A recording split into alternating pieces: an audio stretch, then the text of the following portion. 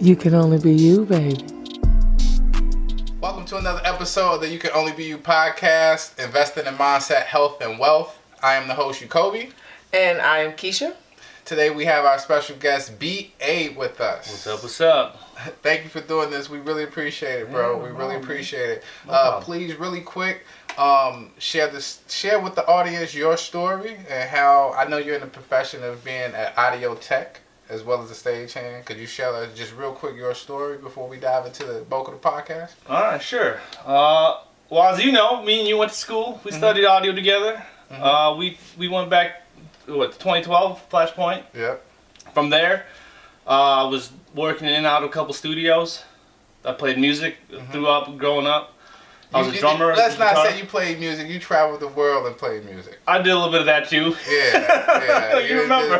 You just didn't like play music. You played music. I studied. Yeah, I studied as a prodigy. percussionist. You was a prodigy. Yeah. Yeah. So I wrote, did a bunch of things like that. So then I went to Flashpoint to get the technical side of it. You know, to develop another side of that aspect. Yeah. And then upon leaving, put the two together. So you got the technical side and the creative side, and we doing stuff like this. Yeah. When did you fall in love with music?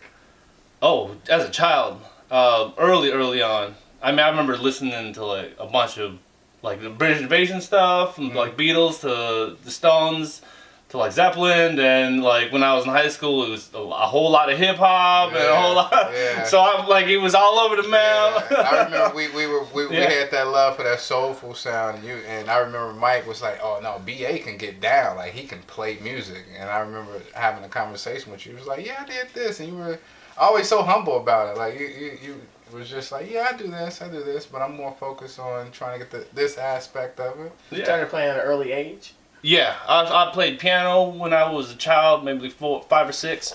Then I switched to playing drums probably when I was like 7. And then probably when I was like 9 or 10, picked up guitar. And then pretty much, those are the start times. And it was just on and off from then to now. What's your favorite instrument to play?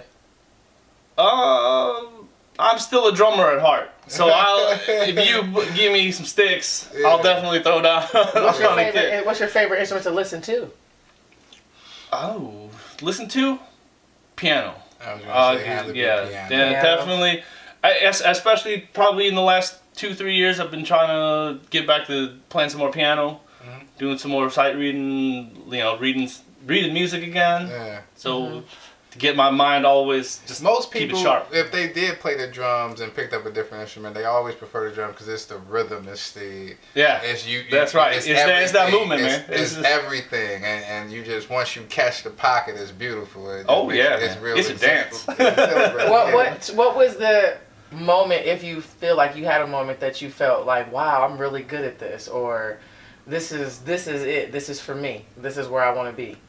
You know, I'm going to be honest and say I don't think there was ever a moment where I said, this is it. Like, I was always, oh, that guy's pretty solid. I want to know how he did that.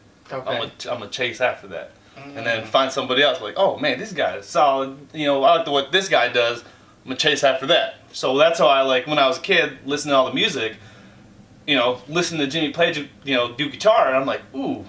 I want to know how he did those licks. Okay. Same thing, right? Or when I play piano, listen to music by Liszt or Chopin, and be like, wow, dude, that's impressive. I wonder how they do that, and then learn and just sit there and try to mimic. Try to mimic.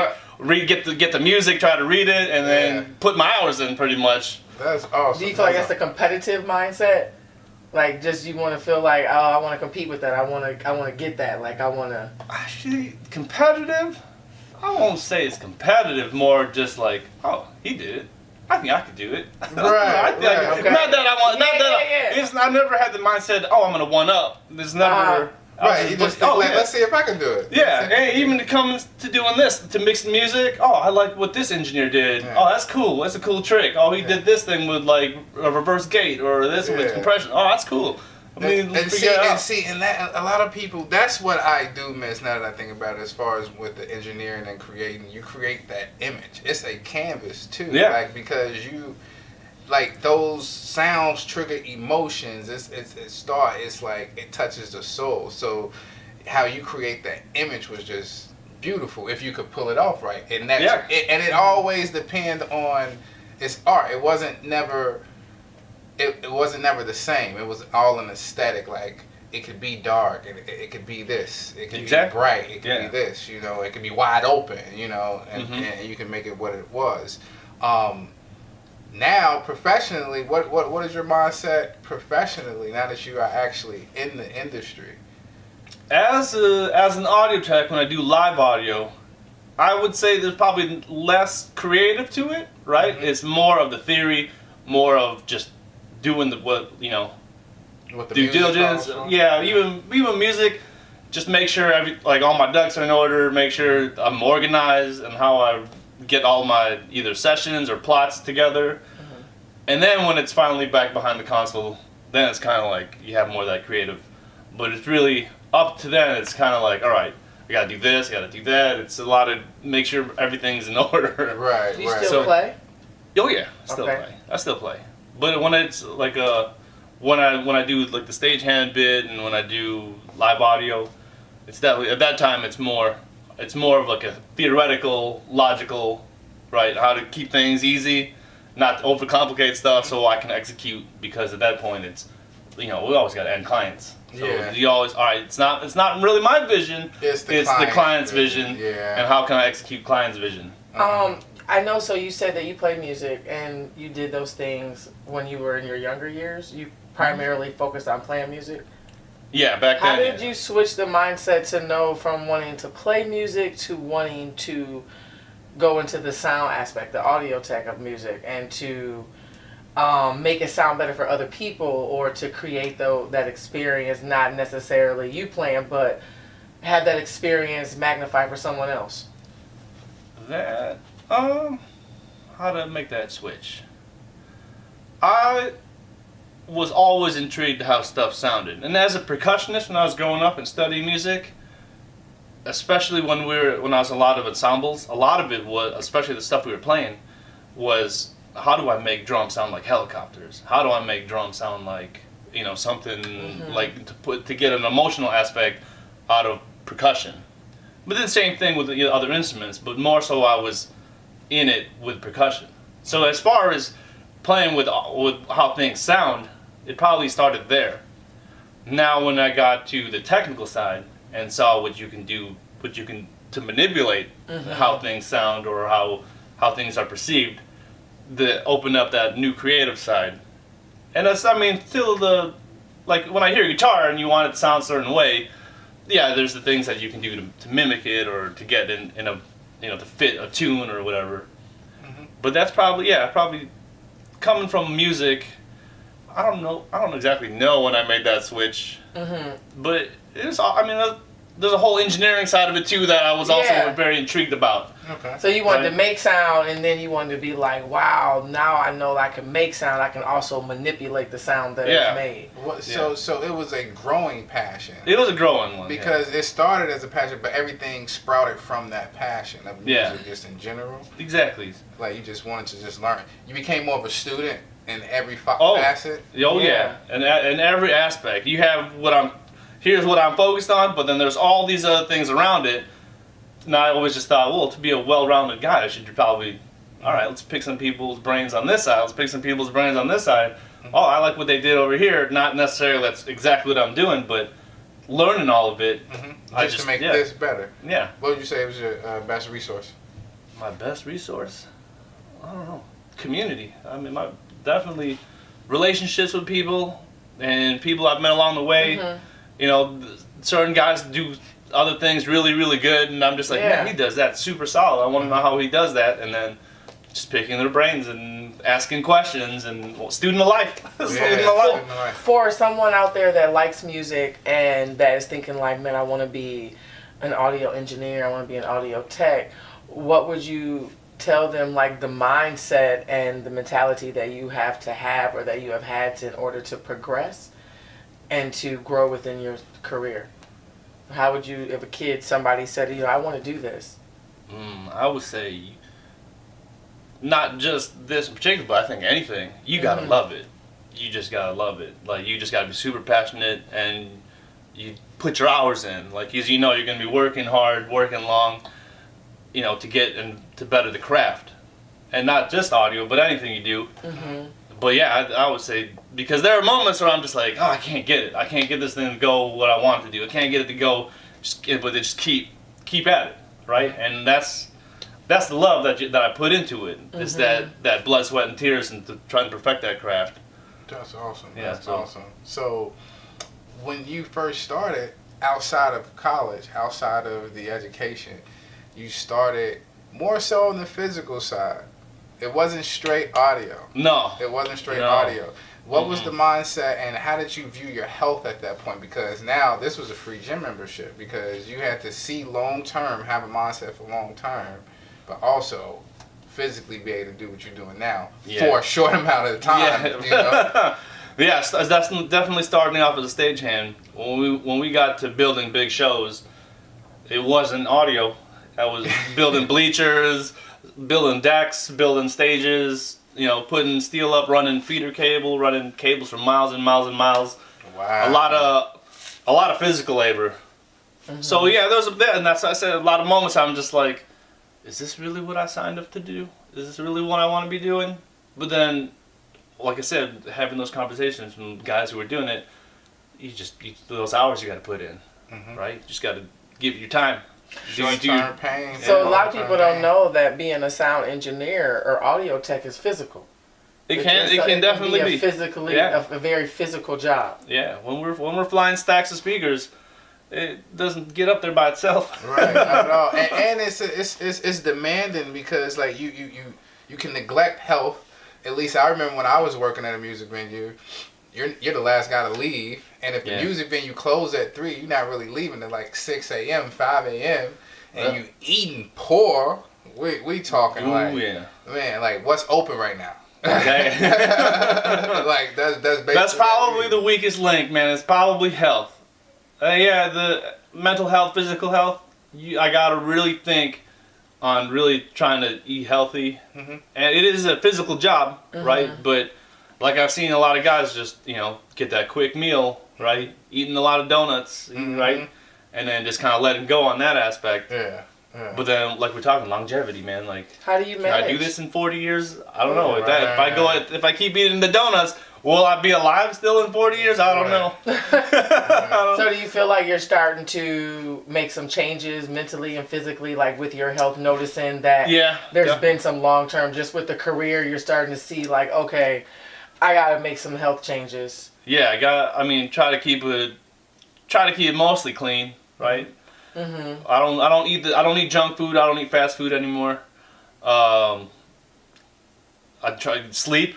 Man, gotta get enough sleep. Recharge. Yeah, when I'm putting in 18, 16, hour days as a regular, like my minimum day is probably 12 hours. Yeah. So not sleeping, right? Though that one day you stay up too late, and then I gotta wake up at 4 a.m. to be at work by 6, and I'm not gonna get out until 7 or 8 p.m.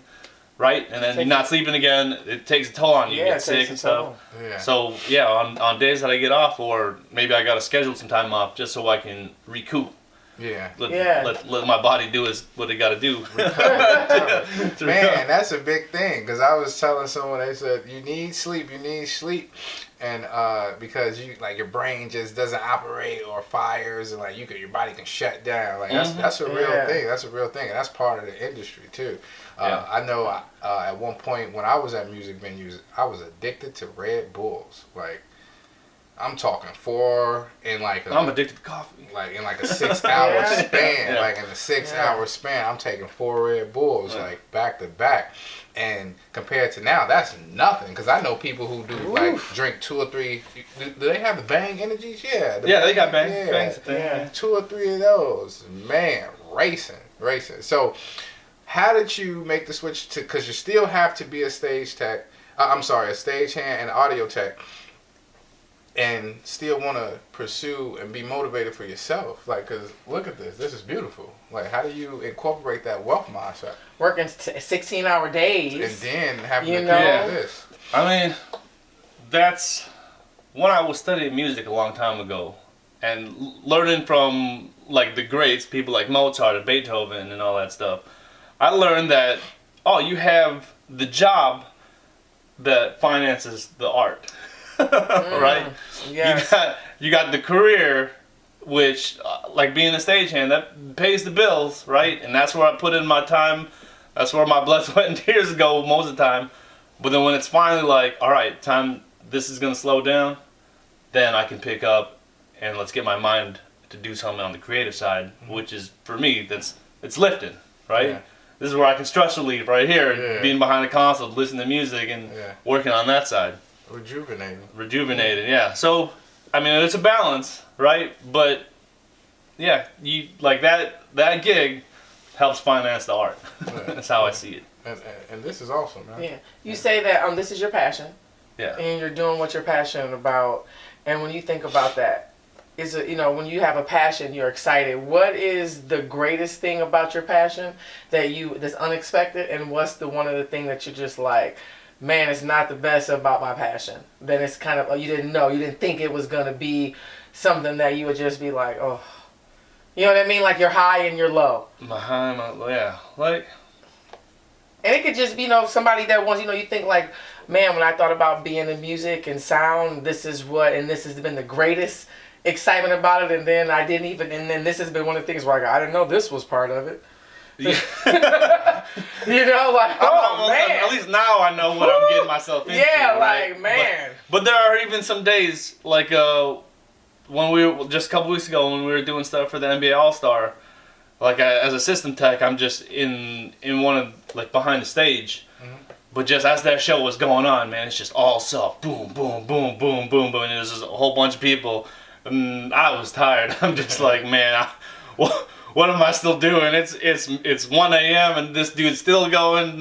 He'll keep going for another hour. And then you got the crowds of people that are there. And I'm just like, man, what am I doing? So the long time is something you didn't think you had to do. Yeah. And then you're gonna I mean, like, now I'm just like, yeah, I know. I knew I was going to get into that, and I knew I had to be there, and I knew that was going to be a thing.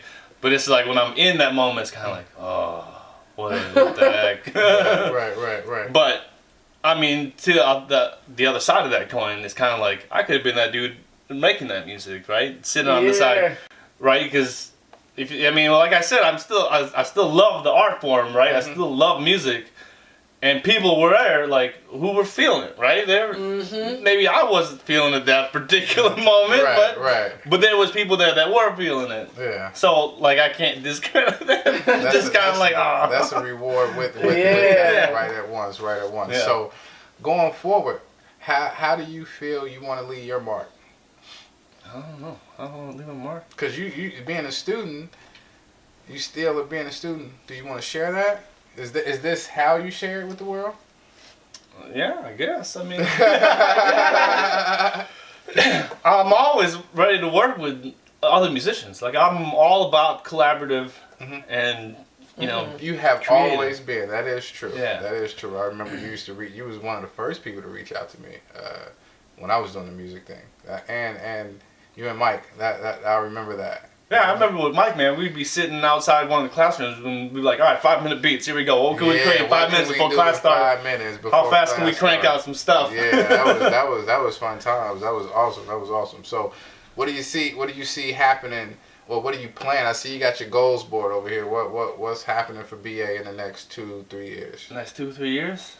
I mean, I got like eyes on some pieces of gear that I would love to make. I should really just make music. Yeah. You want to make music? Yeah, I got when I mean gear, I mean like instruments. Like I want to get a guitar, like another guitar, another bass guitar. I mean, you were a prodigy, like an actual prodigy. Yeah. Like they stress that. Yeah. So like your end game is to go back to making music. Oh yeah. And talking about that, like your legacy and building your wealth. We had talked previously, and you had talked about you went to school, you paid off your debt. You got your have a home, and you're setting yourself up to be able to sit back and continue to live out your passion. So it's like short-term pain for long-term gain. Yeah. Like right now you're saying I'm working these 18-hour days and these 16-hour days and 12-hour days, and I'm doing it, but you're doing it to build your wealth and to be able to sit back. So tell us a little bit about that and how you were able to accomplish the things you've accomplished so far on that in that end. Yeah, I mean, like even with this, the mentality of, like I said, being the student of life and the whole collaborative thing. On those long days, what makes time go by are the other techs that I get to work with. Like some of these guys, you know, they've had pretty lucrative careers and pretty fulfilling careers, touring with big acts and coming by, you know, just the different. Like a lot of guys who I know are with Chance, right? Like or doing. Or just big, massive shows that I was like, man, I've always would love to do that, but these guys have done it. So when I'm there with them, it's like, oh, I get to pick these guys' brains and how they do a certain thing with a certain show. That helps time fly, right? But at that same aspect, I'm learning. Like I'm learning. Taking opportunity. Yeah, exactly. That's awesome. That's awesome. Yeah, and then like coming here and being in this spot, like, yeah, well, get to put some of that stuff into practice. It's really so. It's like having both. Like to a certain level, I want both. I want to have that time to it keeps reach out to people. Yeah, it keeps you reach out to a lot of those guys. I like learning from older guys, but I don't also mind if some of the younger cats asking, you know, for advice, or I'm always able to lend a hand on doing stuff. Yeah. You feel like you have to be real structured and disciplined and consistent in order to achieve those things? Is that what you've had to be able to do? You had to maintain discipline, structure, consistency.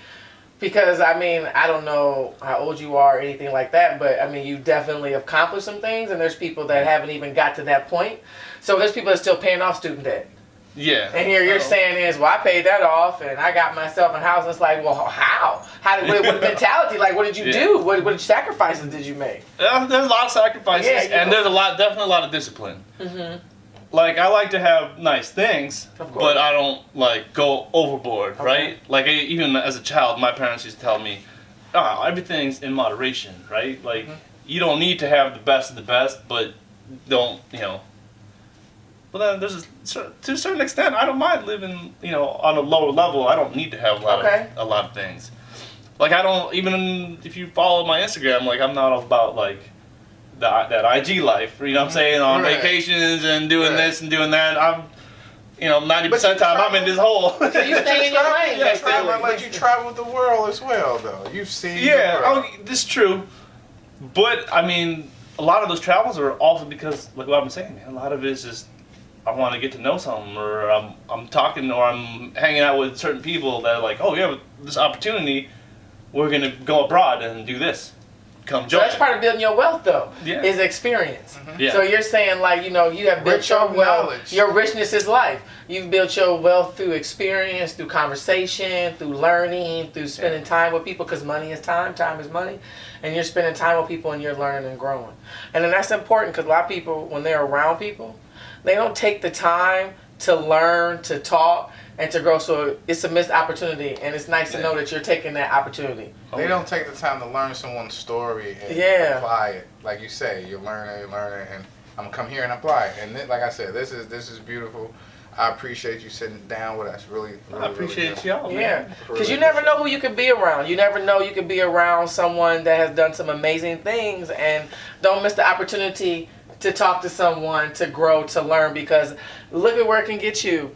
Just by being around people, traveling, you've gotten to travel just by talking to people and meeting people. You've gotten to delve into your career and expand it and find different facets of it.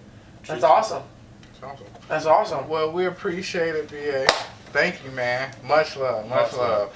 Yes. Once again, thank you guys for chilling with us this week. We'll catch you next week with another episode of You Can Only Be You podcast. And maybe we can get him to play an instrument next time if we see him. We can get to hear some of that music that he's talking about. He's playing this Prodigy. So. That'll be awesome. Next week, You Can Only Be You. Hey. You can only be you, baby.